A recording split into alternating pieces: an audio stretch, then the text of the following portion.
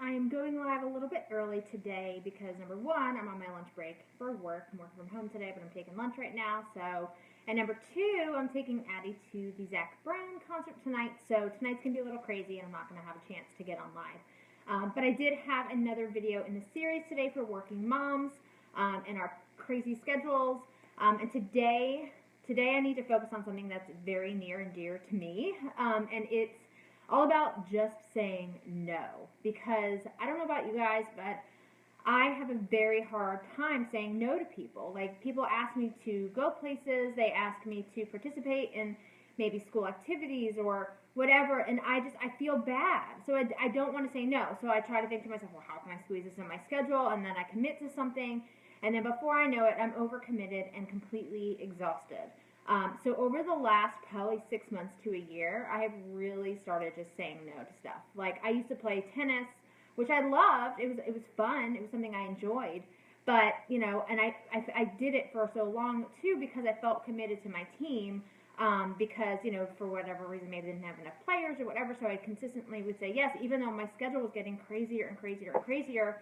And then I spent my whole Sunday, you know, on the tennis courts, and then, you know, we volunteer at church now. That's something else we said yes to. So now I have that in the morning, and then we said yes to doing a small group with church. So we've got that Sunday nights, and like doing tennis in the middle of that, it just, oh my gosh, I had like no Sunday, literally no Sunday. I have no Sunday now that tennis is gone, but I had to say no. I just had to say no to something.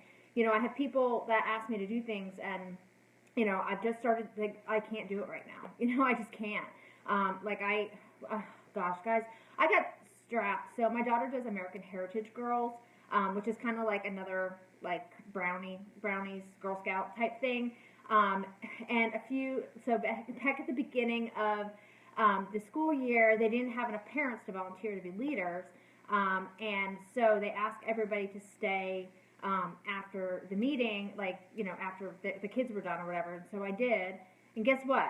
I was one of two parents that stayed. So when they said, we don't have enough leaders, and if we don't have enough leaders and we're not going to be able to do this group for these girls, we're going to have to cancel this whole thing this year, then of course, like, I felt like strapped into it. So I was like, I'll do it. And then, like, I did it for a little while, and it just got to be too much, and I ended up having to back out. And I felt terrible. It's almost worse that I backed out than it would have been if I just said no from the beginning. If I just said, I can't do it. I work full time. I drive in. I commute 3 hours a day.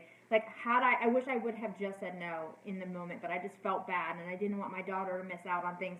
It's just things like that like consume our schedules because we just don't know how to say no. So there are some ways to do that, and I really have been focusing on this ever since that whole AHG debacle happened. I'm like, man, I got to just start saying no to stuff. So, you know, one thing that you can say, and I'm actually looking at a list here that I'm going to post on my blog later, but you can say, let me think about that, because that at least gets you off the spot in the moment. When somebody catches you and they put you on the spot, and you just feel so bad saying no to their face, you know, just say, let me think about that. And then you can always think about it. Maybe you'll reconsider, or maybe you'll just stick with your original decision and come back and tell them no. But at that point, you don't feel like you're on the spot. You can say, here's what will work with, or here's what will work for me. So, you know, if maybe you can do a portion of what they need, but not the whole thing, then obviously that's where you would use that. Can I get back to you is another version of let me think about that. That doesn't work for me. I mean, you can just flat out say that doesn't work for me. Like, my schedule's crazy and I'm just not going to be able to do that. You know, thanking them, saying, I appreciate you asking me, but I just can't right now. Or you can say something like, I know this is important, but I can't. So there's more of this stuff that I will post on the blog, different things that you can say to kind of get out of the commitment.